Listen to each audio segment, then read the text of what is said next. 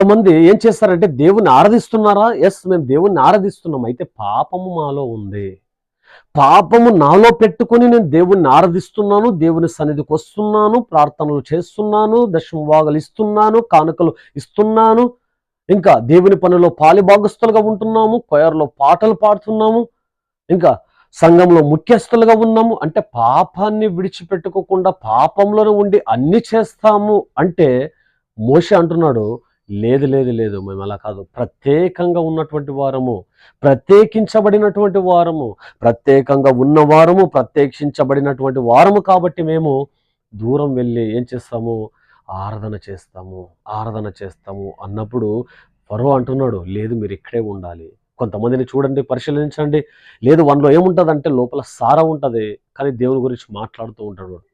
లోపల ఏముంటుందంటే ఈ లోక సంబంధమైనటువంటి మలినం ఉంటుంది, దేవుని గురించి మాట్లాడుతూ ఉంటాడు.